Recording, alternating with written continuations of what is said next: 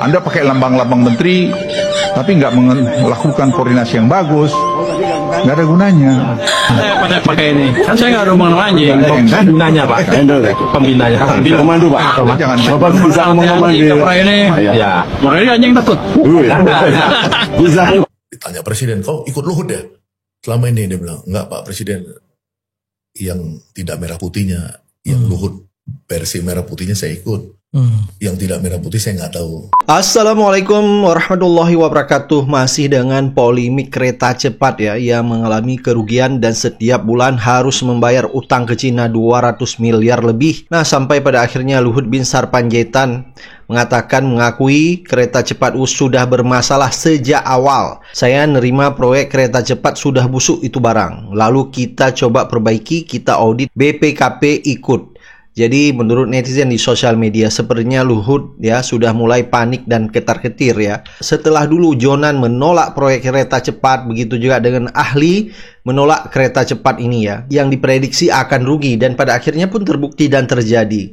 Nah, menurut netizen Luhut ini sudah mulai takut, akhirnya cuci tangan. Apa lagi ini? Kadang-kadang saya nggak ngerti bicara. Jadi kalau kita saran saya, kalau kita nggak ngerti datanya, nggak usah komentar dulu. Nanti cari datanya baru berkomentar. Nah, seperti kita ribut soal apa WUS. WUS itu masalahnya apa sih? WUS itu kan 3 restructuring aja. Siapa yang minta APBN? Tak ada yang pernah minta APBN. Restructuring, saya udah bicara dengan Cina karena saya yang dari awal mengerjakan itu. Karena saya nerima sudah busuk itu barang. Kemudian kita coba perbaikin, kita audit BPKP, kemudian kita berunding dengan Cina, dan Cina mau untuk melakukan, tapi kemarin pergantian pemerintah agak terlambat, sehingga sekarang perlu menunggu Kepres, supaya timnya segera berunding, dan sementara Cinanya sudah bersedia kok, nggak ada masalah. Apa yang nggak bisa diselesaikan kalau kita kompak? Menurut netizen ya, kalau Luhut sudah tahu barang itu busuk, kenapa tetap terima proyek ini dan tetap dilanjutkan?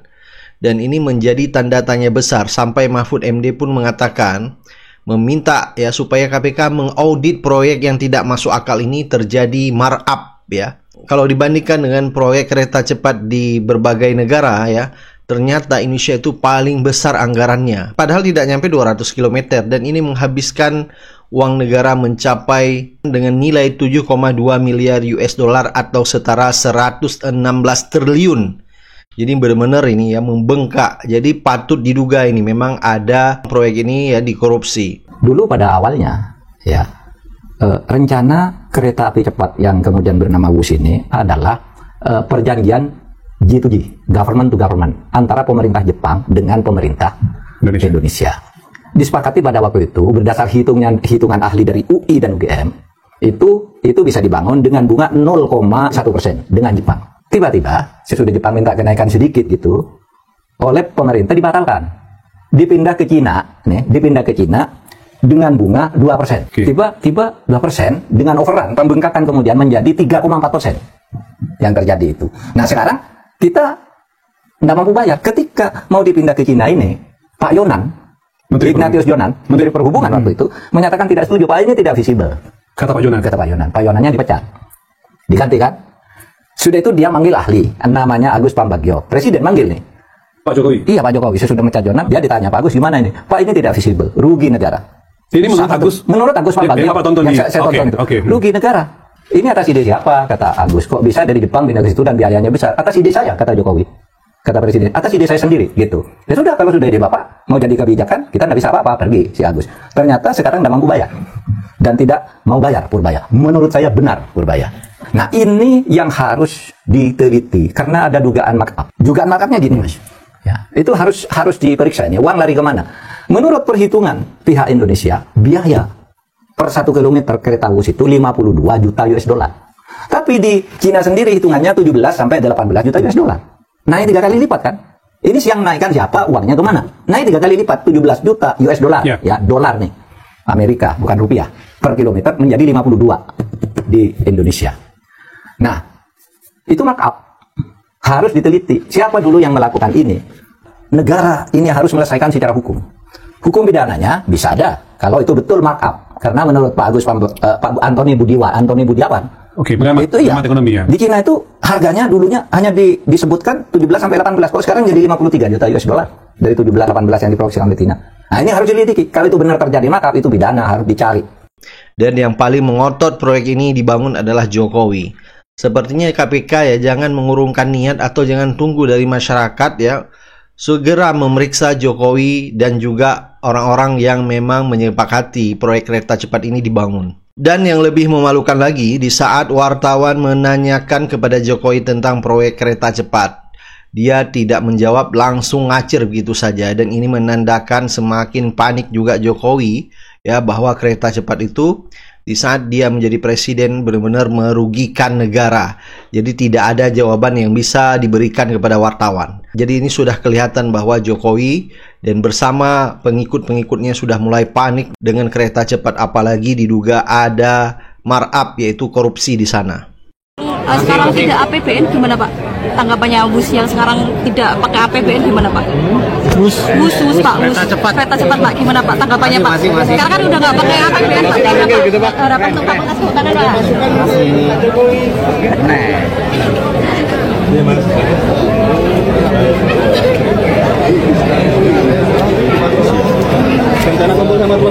Baik ya, coba kita dengar ya langsung. Langsung aja kita dengar ya komentar netizen ya di sosial media. Di konten kemarin pas gue bilang Jokowi biadab, banyak banget termul yang pada ngamuk. Bahkan banyak yang sampai DM Instagram sama TikTok gue dengan ancaman, caci maki, sama bonus ilmu pengetahuan tentang nama-nama binatang. Yang intinya pada nggak terima dengan kritik gue tentang kerugian kereta cepat. Nggak ada masalah buat gue. Dan sekarang silakan lu semua, terutama para termul, baca sendiri berita ini. Proyek kereta cepat emang udah busuk dari awal. Pertanyaannya, kalau dari awal udah tahu busuk, kenapa diterima? Nggak usah alasan lebih milih Cina karena ada transfer teknologi. Itu bullshit semua. Sekarang teknologi apa yang udah ditransfer? Ada nggak? Sampai sekarang, kalau mau pakai teknologi Cina, seringnya kita juga masih beli kok. Apa yang ditransfer? Woi Joko Widodo, kalau udah tahu busuk, kenapa diterima? Tanggung jawab dong. Jangan ngeles mulu. Publik berhak mendapatkan penjelasan. Apa lo? Saya udah bicara dengan Cina karena saya yang dari awal mengerjakan itu, karena saya nerima sudah busuk itu barang. Opung. Sudah tahu barang itu bermasalah. Sudah rusak. Anggarannya membengkak. Utangnya tambah banyak. Kok bisa-bisanya Opung terima? Gimana logikanya itu, Pung? Bahkan Opung Luhut mengakui dirinya terlibat sejak awal pengerjaannya. Sudah tahu barang itu rusak, bermasalah, kok bisa diterima? Hah? Pantesan aja lah ya, Opung Luhut ini dikasih banyak jabatan oleh Pak Jokowi. Karena menerima dan mendukung penuh proyek kereta api cepat, WUS ini. Sementara para pejabat, menteri yang tidak mendukung, yang menolaknya, dipecat, dicopot, diberhentikan. Parah ya. Sudah tahu barang rusak bermasalah, diterima. Yang tidak terima, dipecat. Apa lagi ini? Kadang-kadang saya nggak ngerti bicara. Jadi kalau kita saran saya, kalau kita nggak... Aduh Pung, istirahatlah. Sudah kepala 7, apalagi yang kurang Pung? Nikmati aja usia pensiun, ya. Opung yang mengatakan kepada Andi Noya dan Rosiana Silalahi, saya tidak mau lagi menjabat. Saya dan istri sudah komit untuk pulang kampung dan mengurus riset center. 2 kali Opung katakan itu. Bahkan Opung mengatakan hanya orang gila yang beranggapan saya ingin menjadi pejabat. Tapi dua-duanya nggak bisa Opung pegang omongan Opung. Sampai detik ini Opung masih menjabat. Bahkan semua Opung urusi. Ya, MBG Opung urus. Kemarin masalah BBM Opung urus. Masalah kereta cepat Opung urus. Ya, semua Opung urus. Covid juga Opung urus. Ya, satu aja bidang skill itu Pung, biar profesional. Apanya guna menteri-menteri di sana? Apanya gunanya kalau Opung urus juga menterinya? Gitu loh Pung. Udahlah Pung. Dari tahun berapa Opung menjabat? Gitu-gitu aja negara ini. Zaman Gus Dur Opung udah menjadi pejabat di negara ini. Gitu-gitu aja negara ini, biarkanlah sama yang muda. Ya, seolah-olah anak-anak muda di negara ini dari 280 juta jiwa nggak ada yang kompeten. Bosan juga kami melihat pejabat itu aja. Bosan juga kami. Ya, karena negara ini gini-gini aja. Udahlah Pung, Opung yang mengatakan di depan Andi Noya. Bahkan Indonesia mengatakan ini direkam loh. Rosiana mengatakan ini direkam loh. Lalu Opung dengan sangat pede mengatakan hanya orang gila-gila yang beranggapan, saya akan menjadi pejabat. Nyatanya sampai detik ini Opung masih menjadi pejabat. Capek loh Pung. Ya, stres loh Pung. Ya, kepala 7 itu harusnya udah di kursi goyang. Ya, melihat-lihat laporan perusahaan, ya, melihat anak cucu. Ya, itu adanya Pung. Mau Opung stres mikirin negara ini? Hah? Nggak cocok sama Opung gertak. Saya mantan militer. Nggak boleh gitu Pung. Opung pejabat sipil. Nggak cocok sama Opung, nanti saya persulit. Saya juga bisa membuat sulit hidup. Nggak boleh gitu Pung. Pejabat sipil loh Pung. Hah? Rakyat yang menggajimu loh Pung. Bukan Bapak Prabowo yang menggajimu. Rakyat, uang rakyat. Semua fasilitas yang Opung terima itu uang rakyat. Gitu loh Pung. Opung pejabat sipil loh. Bukan militer lagi. Seandainya pun Opung militer, lalu bebas Opung menggertak-gertak orang. Justru kalau Opung membawa emblem militer, ya, nama militer, harusnya melindungi rakyat, melindungi orang. Gitu loh Pung ya. Udahlah Pung, istirahatlah Pung. Kepala 7 Pung. Ya, istirahatlah Pung. Jangan semua urusi Pung. Ya, biarkan yang muda-muda ini. Bosan juga kami Pung, 30 tahun lebih. Salam Pancasila. Wow, Prabowo, kamu hebat wo. Rakyat, mau aku kasih tahu hebatnya Prabowo. Ini baru tahap pertama Prabowo mengeluarkan strategi perlawanan terhadap intervensi atau perbudakan atau cawe-cawenya Jokower, ya. Ya, Jokowi itu licik. Ya, dia di rumah santai-santai aja, tapi orang-orang antek-anteknya yang dititipkan di pemerintahan Prabowo ini bekerja untuk dia, untuk kepentingan dia. Nah, Prabowo sih santai juga menghadapi Jokowi yang santai. Maka dipasanglah di situ Purbaya, Menteri Keuangan yang baru menggantikan Sri Mulyani. Purbaya ini berani karena memang diberi tugas khusus sama Prabowo, di backup khusus sama Prabowo. Maka Purbaya berani melakukan apa saja. Intinya Purbaya diperintahkan untuk melindungi APBN atau uang rakyat agar tidak digunakan untuk kepentingan Jokowi. Ya, kepentingan apa? Kan Jokowi sudah nggak presiden. Nah ya, kepentingannya adalah menyelesaikan masalah-masalah yang dibuat oleh Jokowi. Ya, banyak masalahnya, cuma saya sebutkan 2 saja yang besar ya. Yang pertama adalah pembangunan ibu kota baru atau IKN. Lalu proyek kapal cepat WUS. Ya, Jakarta-Bandung. Nah, Jokowi awalnya memperkirakan atau merencanakan bahwa proyek IKN dan kereta cepat WUS itu pakai dana investor. Rupanya nggak ada investor yang mau. Akhirnya ditanggulangi pakai APBN. Ya, orang kepercayaannya Jokowi yaitu Luhut Binsar Panjaitan meminta agar APBN dikucurkan untuk menyelesaikan masalah IKN dan kereta cepat WUS. Prabowo, santai aja, dijawab aja sama Menteri Keuangan yang baru Purbaya. Purbaya nggak mau. ya APBN digunakan untuk memperbaiki kerusakan-kerusakan ekonomi yang ditimbulkan oleh Jokowi. Purbaya nggak mau bayar utang ke Cina.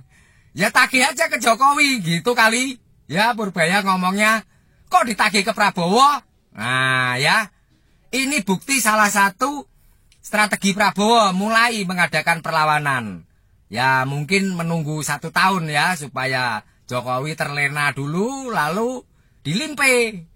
Ya memang harus gitu, kalau melawan orang Jawa ya harus dilimpe memang, kalau nggak dilimpe repot. Gitu ya. Lalu juga Purbaya menyatakan bahwa dia akan menghajar ya dirut-dirut, direksi-direksi dan komisaris BUMN yang mana jelas-jelas itu adalah sumber keuangan Jokowi. Ntar dulu, nanti aja lagi ya. Ini biar kalian paham dulu, ini 2 persoalan dulu ya, kereta cepat WUS sama IKN. Nanti sambung lagi yang lainnya, lebih seru nih pertarungannya.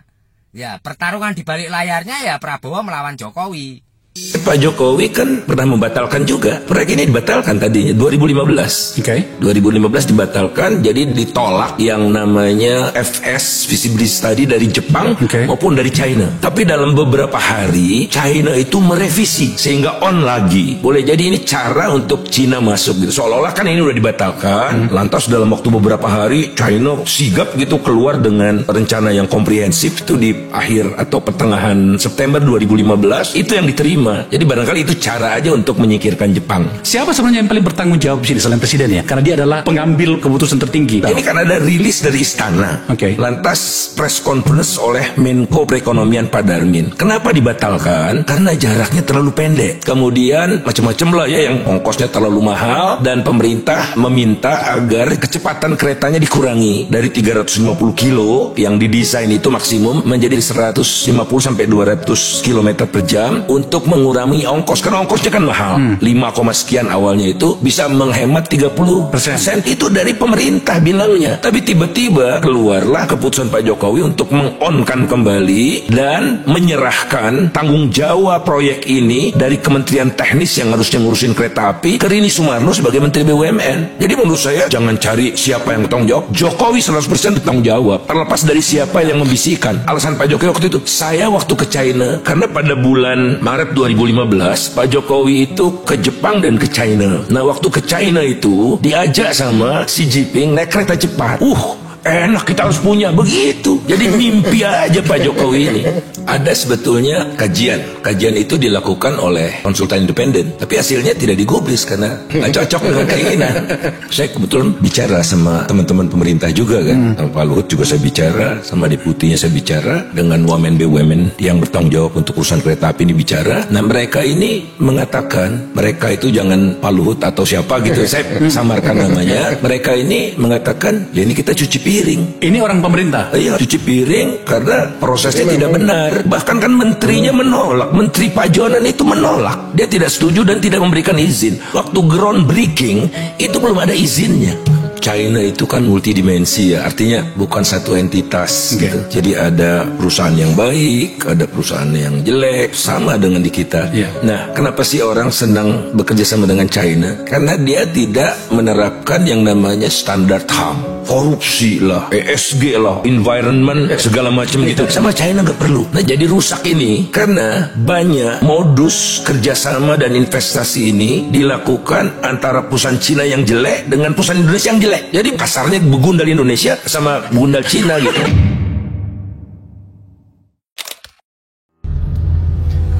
Saya ini pernah jadi Menko 3 kali, Kepala Staf Presiden 1 kali. Pak Luhut ini sebetulnya nyindir Pak Purbaya, katanya jangan Anda merasa jagoan, Anda nggak bisa kerja sendiri gitu loh.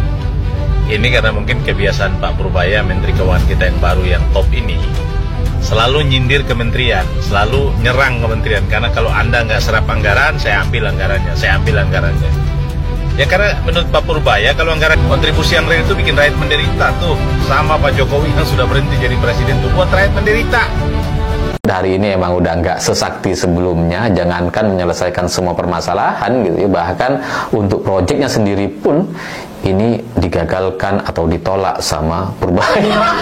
Kemarin udah nggak mau bayarin utang kereta cepat gitu ya, hari ini bilang bahwa pembangunan family office itu tidak akan menggunakan APBN, kita nggak mau, bangun aja sendiri. Padahal family office ini adalah gagasan orang sakti di Indonesia bernama Luhut Binsar Panjaitan. Luhut ini sakti sekali gitu ya, kalau dilihat di era sebelumnya, di eranya Pak Jokowi kan apapun masalahnya Luhut yang tanganin. Kok bisa Menteri Keuangan Presiden Prabowo hari ini menolak atau nggak mau keluarin uang untuk proyeknya Pak Luhut? Kok bisa? Ya karena Pak Luhut sebagai Ketua Dewan Ekonomi Nasional, saya pikir awalnya ya masih Luhut seperti sebelum-sebelumnya, seperti di era Jokowi gitu. Karena saya terus terang tidak membayangkan kalau Menteri Keuangan, kalau hari ini adalah eranya Jokowi gitu ya, dan kemudian Menteri Keuangan menolak membiayai family office yang merupakan ide atau gagasan Pak Luhut, wah itu Menteri Keuangannya pasti diganti. Apalagi bahasanya tuh bahasa-bahasa yang agak agak provokatif ya. Bangun aja sendiri, ya kita doain aja. Ya pantas gitu ya, pantas relawan Jokowi sangat gak suka sekali dengan Purbaya ini karena nampaknya udah bikin gak tenang. Makanya minta diganti gitu. Jadi ya itulah perbedaannya mungkin antara eranya Jokowi dan era Pak Prabowo. Luhut hari ini sudah tidak sesakti di era sebelumnya.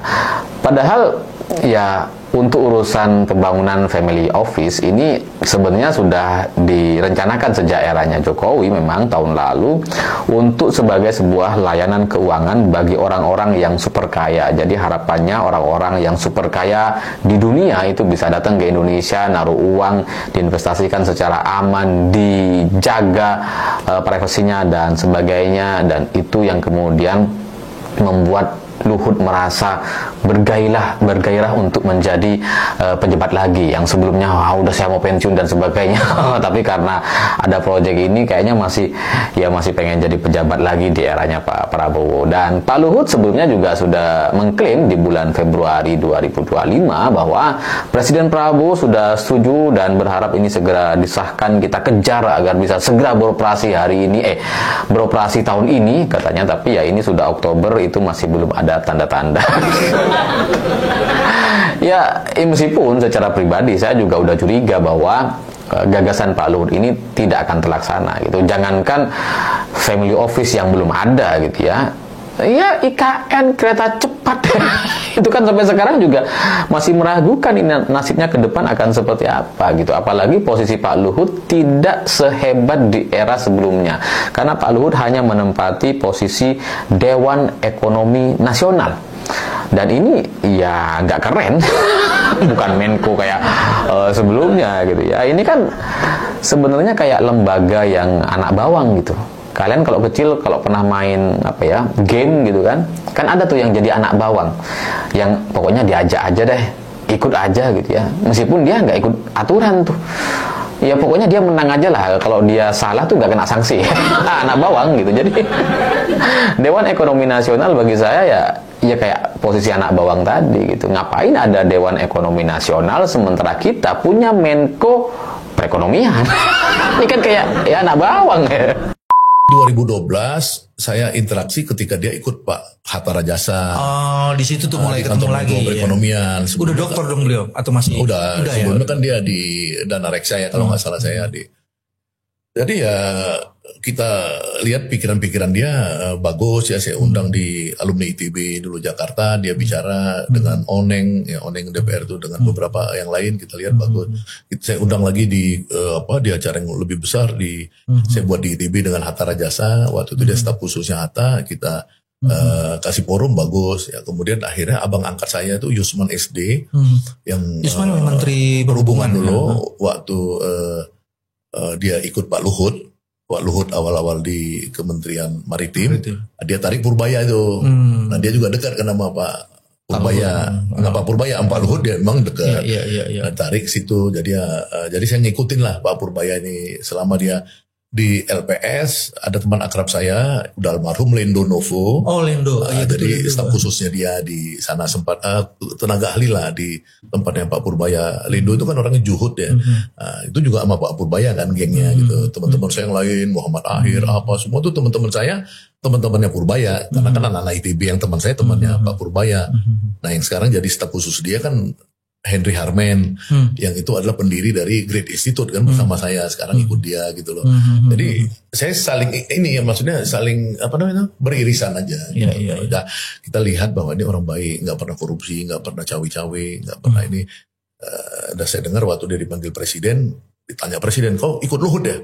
Selama ini dia bilang, enggak Pak Presiden, yang tidak merah putihnya, yang Luhut versi merah putihnya saya ikut, yang tidak merah putih saya nggak tahu. Nah, misalnya kayak gitu ya. Maksudnya apa sih itu? Itu nggak tahu, saya terjemahin aja. Tapi ini kan saya dapat. Enggak, lo kayaknya jadi ditutup-tutupin nih. Lo maksudnya apa itu? Merah putih sama nggak merah putih itu apa tuh maksudnya? Kita nggak tahu kan. Yang gue tahu Pak Luhut merah putih. Oh, ada nggak merah putihnya di mana? Jadi merah putih, Luhut merah putih kan. Tapi kalau gue serius nih. Maksudnya kalau ada yang tidak merah putih, bisa gini kan kita. Misalnya apa misalnya? Dia misalkan Wus merah putih nggak Wus? Masuk Wus misalnya. Nggak merah putih itu? Nggak merah putih. Ikan Purbaya langsung disclaimer kan bahwa dia nggak tahu. Merah banget kalau itu ya. Ya kan, merah banget kan. Apa itu PRC kan, People Republic Partai Republik Komunis Cina itu kan. Di situ kemudian ada manipulasi yang tadinya harusnya B2B, business to business kan kemudian digeser jadi utangnya jadi utang negara. Dan kemudian Purbaya kan udah kelihatan, saya nggak mau itu utang negara karena awalnya kan utang. Tapi yang ini nanti saya mau dalemin yang ini. Dari APBN, kemudian nanti kan kita mengubah kebijakan politik gitu ya, gimana? Bisa ditolerir nggak? Yang pertama tentu apresiasi kepada Pak Purbaya yang secara tegas mengatakan ini B2B. Kalau B2B ya sebaiknya tidak pakai uang negara. Apatah lagi tadi Mas Agus mengatakan ini yang menikmati quote and unquote Jakarta dengan Bandung saja. Sementara kalau APBN kan mestinya keseluruhannya. Sehingga memang dari awalnya good governance-nya ada catatan. Tetapi apapun sekarang sudah menjadi project. Sudah jadi kebijakan yang diambil bersama-sama. Dan kalau kita cacat, maka efeknya jauh lebih panjang. Menurut saya, ide restructuring masuk. Tinggal pastikan ide restructuring itu tidak lagi membebani kita. Karena memang saya pernah naik sekali. Itu di 250.000 yang bisnis biasa gitu. Kalau yang itu kan 400-an gitu. Itu dengan pos yang 116 sampai 118 triliun itu memang bisa puluhan tahun tidak terbayar itu untuk kasus ini. Nah sehingga mumpung Pak Menteri Keuangan sudah mengangkat ini ke publik, put all the thing on the table, lakukan proses teknokrasi dengan seksama, berani nego dengan Cina. Membuat saya Cina juga akan sangat terbuka karena hubungan kita dengan Cina cukup lumayan. Nah dari situ kita punya solusi, tidak memberatkan APBN. Saat yang sama tidak membuat KAI juga mati karena beban yang berat, tapi saat yang sama WUS-nya tetap bisa berjalan. Sampai sekarang ada manfaat buat banyak orang WUS itu. Jadi nggak perlu bersandar kepada APBN? Jangan pakai APBN. Jadi proyek ini harus tetap jalan? Harus jalan karena sudah ada. Kalau kita mau bongkar-bongkar lagi bisa. Tetapi buat saya ketika kita bongkar-bongkar ulang, yang terjadi bahkan kita akan tetap berhadapan dengan kontrak. Kontrak itu berlaku universal. Siapapun kalau kita udah tekan kontrak, maka kita punya hak dan kewajiban yang harus dijalankan. Buat saya catatannya transparansi, akuntabilitas, sama teknokrasinya harus jalan setelah ini. Oke, baik. Pak Ubed, ketika Menteri Keuangan menolak bayar utang WUS dari APBN, yang sebelumnya sebenarnya APBN-nya sudah bersedia untuk menanggung ketika ada cost overrun, yang akhirnya membuat APBN harus tanggung jawab. Dan sekarang APBN-nya nggak berbayar. Ya, saya kira sikap Pak Purbaya dapat dibenarkan ya dalam konteks itu. Karena pertama, memang itu B2B. Yang kedua, ini sudah dipertimbangkan sebetulnya oleh banyak pemikir di masa itu agar proyek ini perlu diantisipasi. Karena sudah diprediksi, bayangkan 1 tahun rugi 4,1 triliun. Dalam 1 semester awal ini rugi 1,6 triliun. Ya, artinya nggak diantisipasi dari awal? Artinya menurut saya, dugaan kuat saya, ini kebijakan yang emosional yang basisnya kepentingan. Bayangkan para ilmuwan, seperti Pak Agus dan kawan-kawan mengatakan bahwa ini bakal rugi. Itu clear dengan kalkulasi menggunakan uang waktu itu dan karena dibiayai oleh 75% oleh Bank Pembangunan Cina, totalnya hampir 116 triliun ya. Dan itu kan beban yang sangat besar kalau kemudian dibebankan kepada APBN.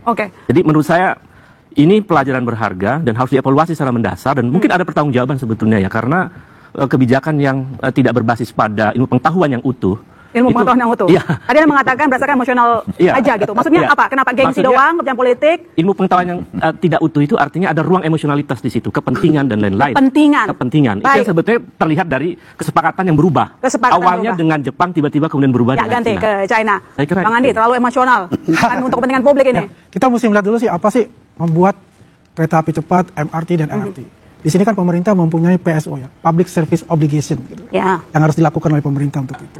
Kalau kita lihat mengenai kemacetan dan sebagainya itu Jakarta aja 65 triliun setiap tahun. Jabodetabek itu hampir 100 triliun. Ya, itu mungkin sasaran utama gitu bagaimana kita menciptakan transportasi massal dengan juga yang berbasis teknologi seperti itu. Ya salah satunya kan ada LRT dan MRT, kemudian ada kereta api cepat yang dibangun konsorsium ya, KCIC ini. Yang 75% dengan dana peminjaman, 25% equity.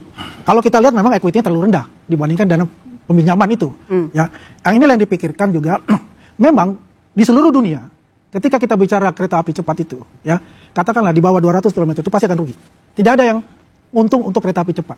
Tapi kan ada PSO itu, Public Service Obligation itu yang perlu juga kita perhatikan sebagai pemerintah. Oke. Ya, satu itu. Yang kedua, bagaimana dengan yang katakannya utang yang dibilang kan, pembangunan kan 118 triliun, 118,8 triliun, ya pembangunan kereta api cepat itu.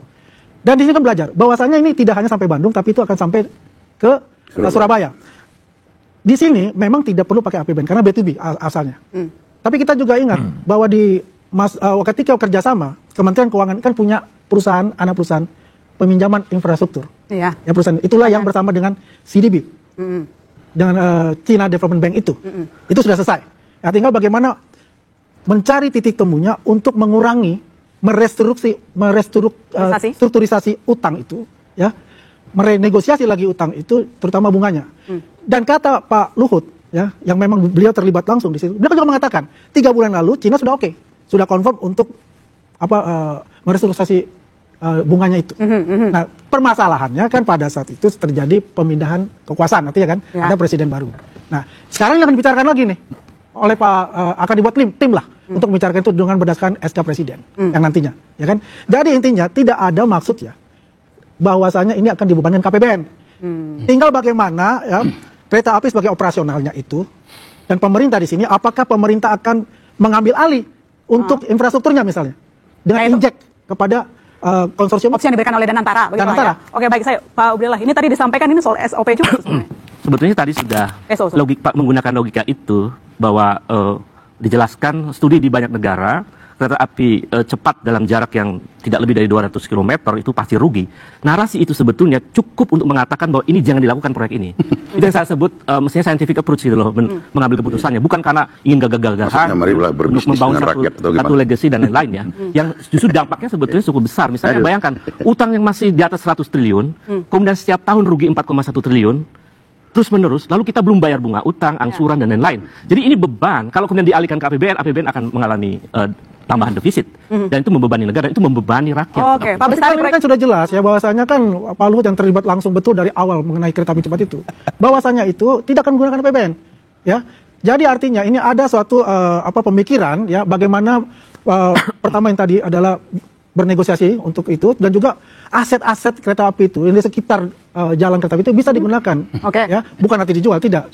Kalau tidak menggunakan APBN, tidak menggunakan karena B2B, misalnya menggunakan Danantara nih. Karena Danantara yang mengumpulkan banyak BUMN kan.